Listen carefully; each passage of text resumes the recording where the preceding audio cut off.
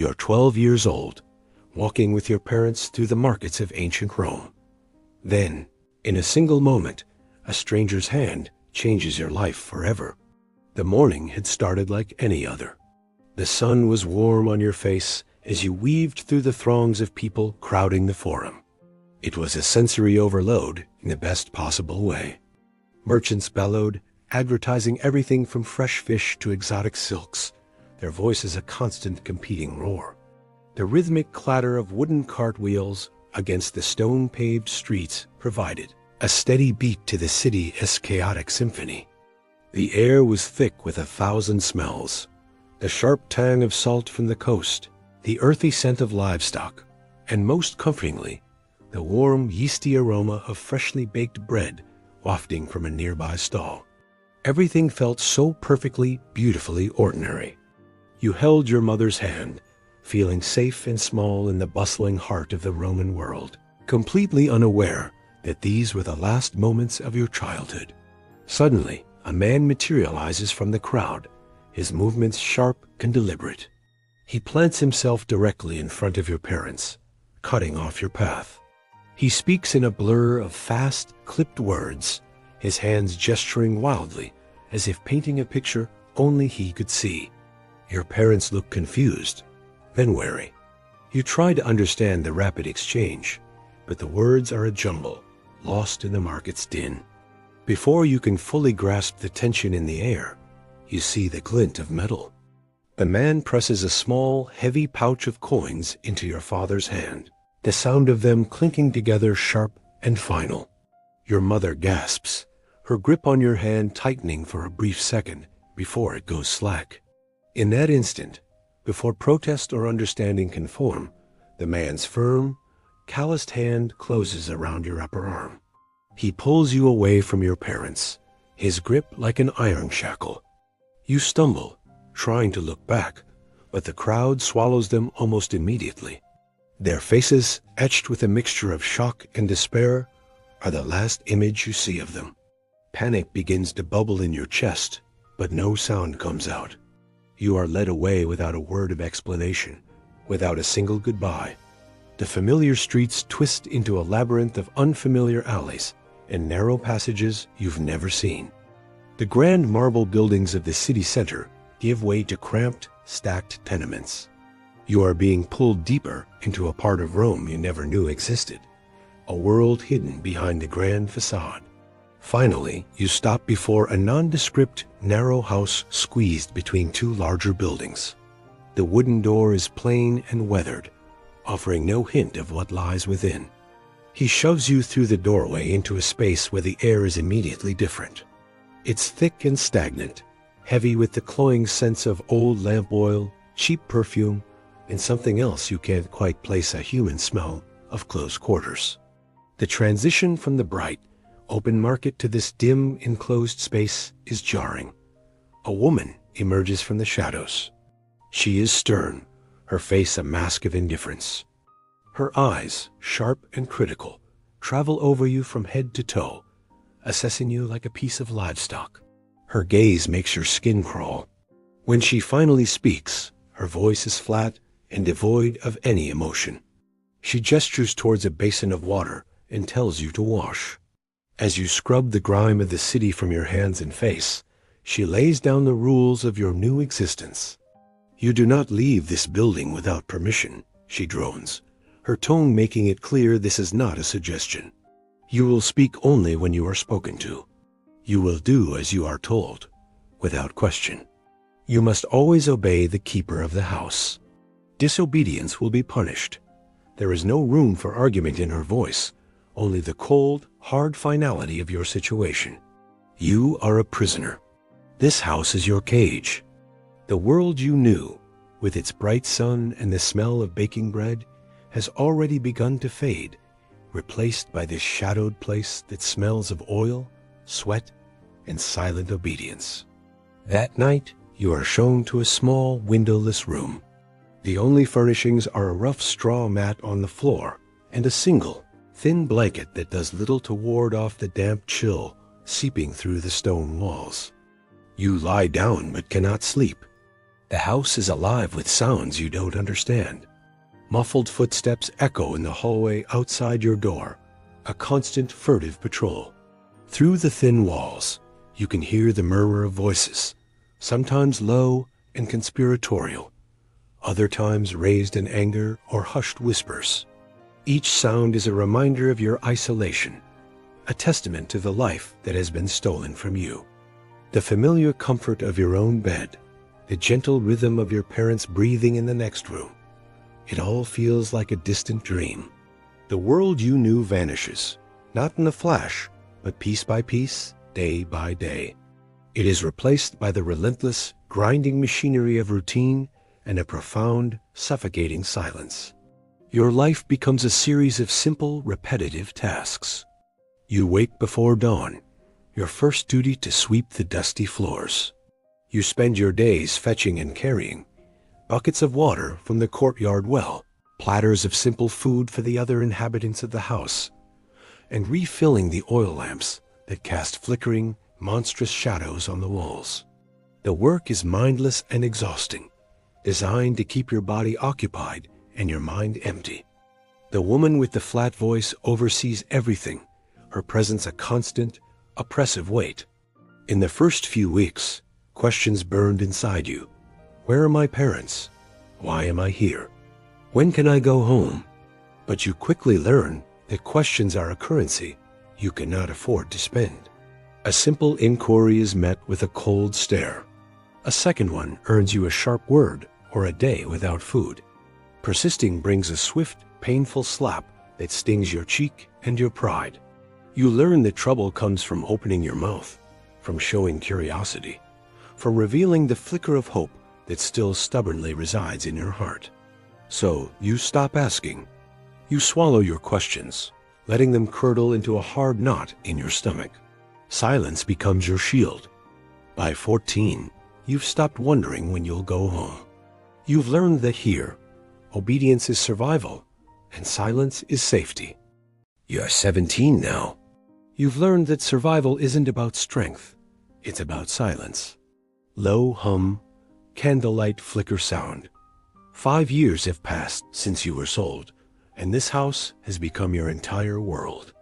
Every hallway, every sound, every face is painfully familiar. You know the exact creak of the floorboard outside the onerous room, and the way the morning light struggles to pierce the grime on the high windows. The air, a constant blend of stale wine, sweat, and cheap perfume, no longer makes you gag. It's just the air you breathe. Each day is a careful performance, a quiet dance of obedience that you have mastered through endless repetition and the sting of punishment. Your life is measured not in years or months, but in the small victories of getting through another day, unnoticed and unharmed. The memories of your old life, the one with your family on the farm, have faded into distant, dreamlike images, almost as if they belonged to someone else. The person you were then is gone, replaced by this hollowed-out version who navigates the shadows. You have learned to read people in a way that words could never teach. It's a language of posture, of subtle shifts in tone, of the flicker in an eye that signals trouble. You can sense danger before it fully forms, like feeling the air grow heavy before a storm. A guest who drinks too quickly, whose laughter is too loud, is a warning bell. A guard whose hand rests too long on his weapon is a threat you must carefully sidestep. This constant humming vigilance is exhausting, a silent weight that you carry from the moment you wake until you collapse onto your thin straw mat at night. It is a skill born not of intellect, but of pure, desperate instinct. Your mind has become a map of threats and escape routes, not physical ones, but social ones. How to deflect a question, how to become invisible in a crowded room, how to make yourself so small and unremarkable that you are simply overlooked. To achieve this invisibility, you keep your voice calm and even, a monotone murmur that never betrays emotion. You keep your eyes lowered, fixed on the floor, on the task at hand, on anything but the faces of the people who own you or use you. To meet their gaze is to invite attention, and attention is always a risk.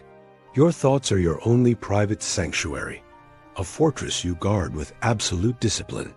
Behind your blank expression, you observe everything, cataloging weaknesses, habits, and moments of carelessness. You notice which guards are lazy, which servants are spies for the master, and which guests are prone to fits of rage. This hidden knowledge is your only form of power, a secret ledger that you review in the quiet darkness of your small room, a treasure that no one can take from you, because no one knows it exists. The days blur together into a monotonous, unending cycle of chores and waiting. You wake before dawn, the chill of the stone floor seeping into your bones. The routine is a merciless rhythm, fetching water, scrubbing floors until your knuckles are raw, serving meals with hands that must not tremble, and then waiting. So much of your life is spent waiting. Waiting for a summons, waiting for an order, waiting for the day to end. You are an object, a piece of furniture that moves and serves, expected to be present but unseen. The world outside these walls might as well be on another planet.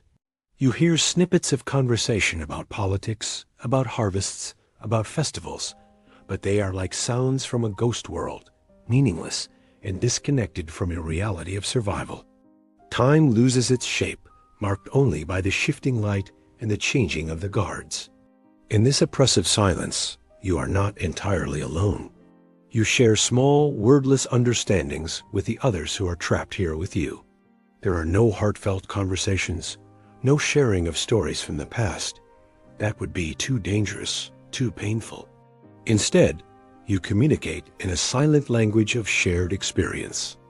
A quick, empathetic glance when someone is punished, a barely perceptible nod of encouragement, the quiet act of leaving a piece of bread for someone who missed a meal. These fleeting moments of connection are like tiny embers in a vast darkness. You know the history of the others not through words, but through the scars they carry, both visible and hidden. You see the same weariness in their eyes that you feel in your own soul. You are a scattered family of ghosts, bound together by a shared, unspoken misery, and in that shared silence, there is a strange, fragile form of solidarity. One evening, a visitor arrives who is different from the others. He is not loud or demanding. He is a merchant, perhaps dressed in simple but clean clothes. While other guests treat you like a shadow, he acknowledges you with a slight, respectful nod. He is quiet and observant, and his eyes don't carry the usual predatory gleam. When you refill his cup, your hands shake slightly, unused to this lack of aggression. He notices, but says nothing, his gaze simply patient. His quiet demeanor is so unusual that it feels louder than all the shouting you normally endure. It's unsettling, a disruption in the familiar pattern of harshness and indifference that you've come to expect as the unchangeable law of your world. Before he leaves, as you are clearing the table, he presses something small and cool into your palm, his fingers brushing yours for only a second. "Keep this secret," he whispers, barely audible. Then he is gone, melting back into the night. You stand frozen for a moment, the weight of the small round object in your hand feeling immense. Later, in the privacy of your tiny room, you open your fist. It's a single coin, worn smooth with use. It's not much, but it's more than you have ever been allowed to possess. It is a secret, a tangible piece of a world where a person can give something without taking. That simple, quiet act of kindness plants a seed in the barren soil of your spirit, the radical, terrifying idea that a different life might exist beyond these suffocating walls. With this new secret hope burning in your chest, you start to see things differently.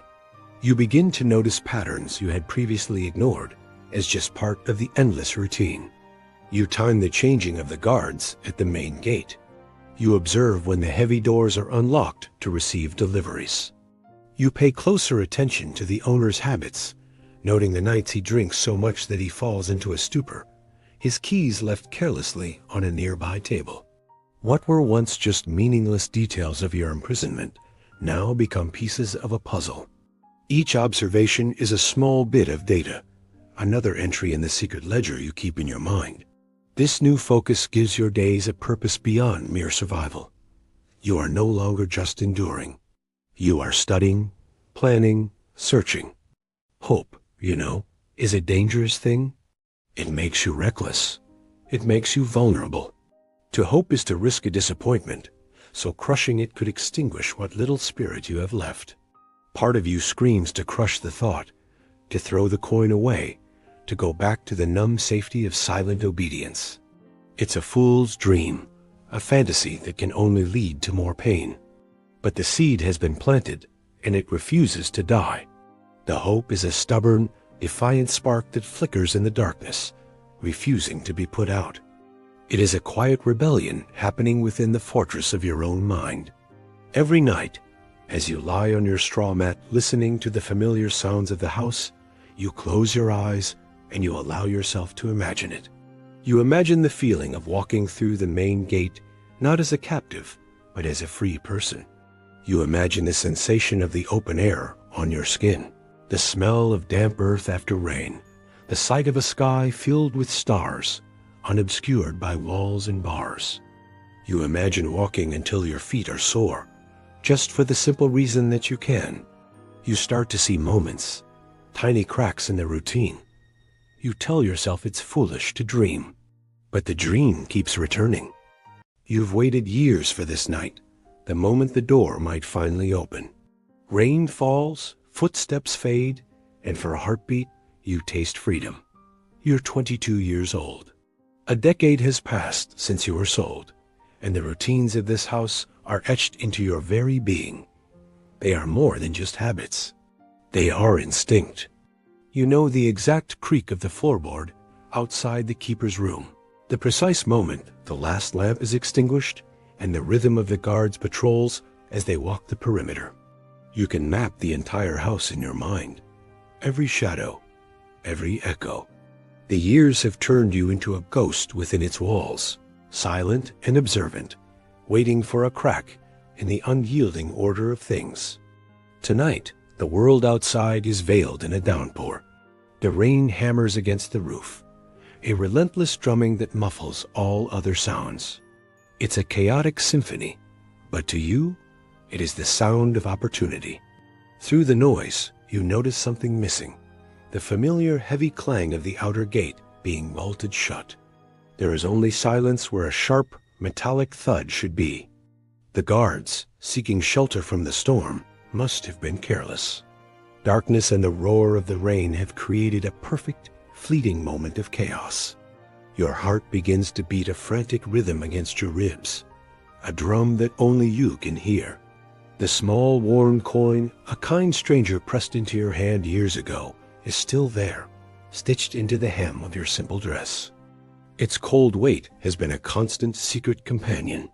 Through countless nights, you've traced its edges with your fingertip, a silent promise of a world beyond these walls. It represents a life you barely remember, a life where you were more than just a name whispered in a ledger.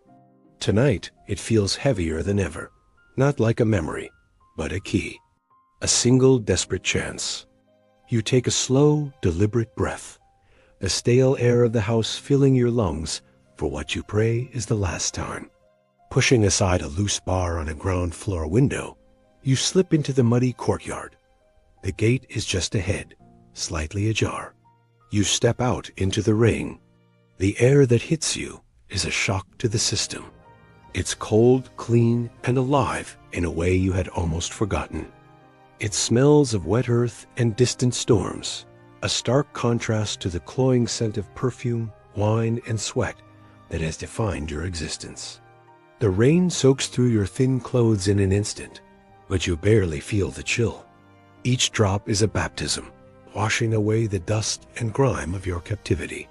For a few precious seconds, you are just a person standing in the rain, anonymous and free.